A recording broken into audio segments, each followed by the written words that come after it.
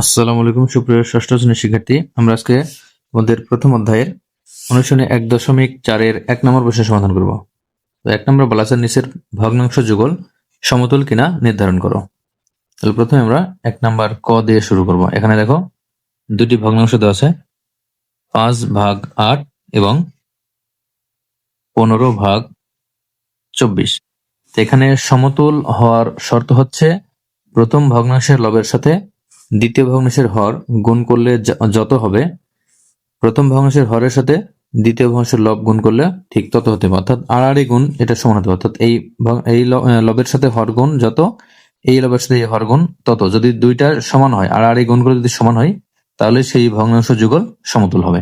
তাহলে আমরা এখানে গুণ করবো যে প্রথম ভগ্নাংশের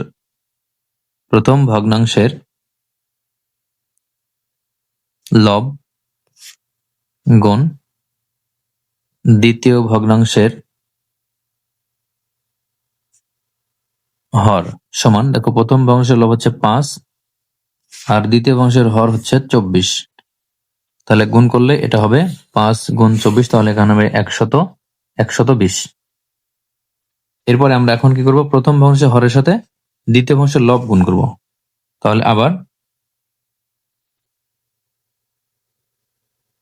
প্রথম ভগ্নাংশের হর গুণ দ্বিতীয় ভগ্নাংশের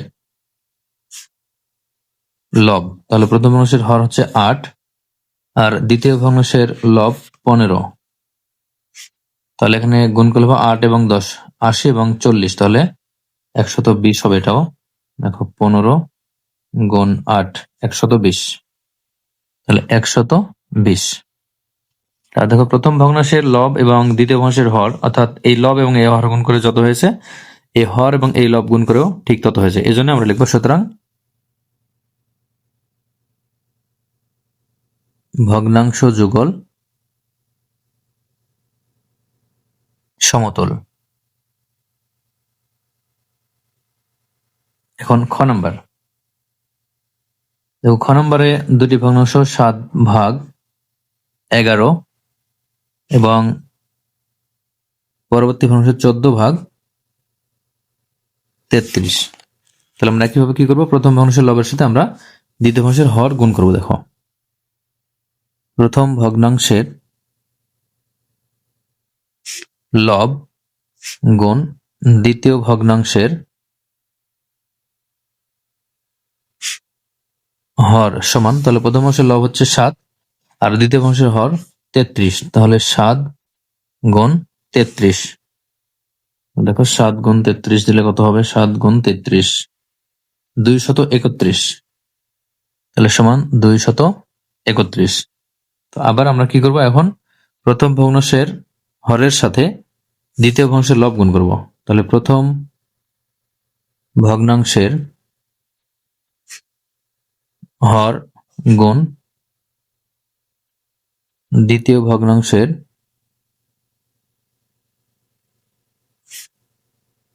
লব সমান, তাহলে প্রথম ভগ্নাংশের হর হচ্ছে 11 আর দ্বিতীয় ভগ্নাংশের লব 14। তাহলে এই দুটি সংখ্যা গুণ করলে দেখো 11 গুণ 14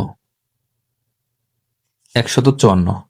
154, দেখো এখানে কিন্তু প্রথমে আসছে প্রথম ভগ্নাংশের লবের সাথে দ্বিতীয় ভগ্নাংশের হর গুণ করে আসছে 231, আর প্রথম ভগ্নাংশের হরের সাথে দ্বিতীয় ভগ্নাংশের লব গুণ করে আসছে 154। এই দুটি কিন্তু সংখ্যা কিন্তু সমান নয়। তো যেহেতু সমান নয়, আমরা এই জন্য লিখবো সুতরাং ভগ্নাংশ যুগল সমতুল নয়।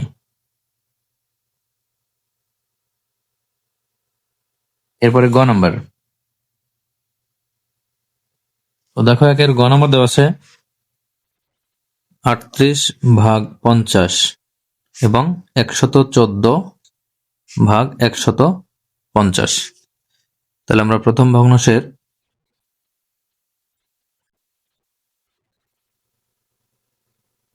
লব এর সাথে দ্বিতীয় ভগ্নাংশের হর আমরা গুণ করবো। তাহলে গুণফল হচ্ছে কি, এখানে দেখো প্রথম ভগ্নাংশের লব হচ্ছে 38 আর দ্বিতীয় ভগ্নাংশের হর হচ্ছে 150। তাহলে 38 এবং 150 গুণ করবো আমরা। 38 গুণ 150, 5700। 5700। আবার প্রথম ভগ্নাংশের হর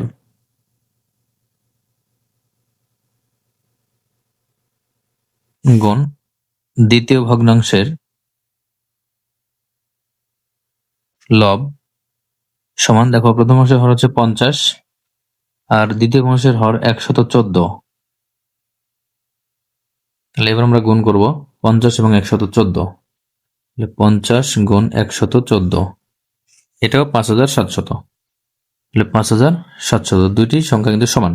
তাহলে এই জন্য আমরা লিখবো যে সুতরাং ভগ্নাংশ যুগল সমতুল। অ্যান্সার।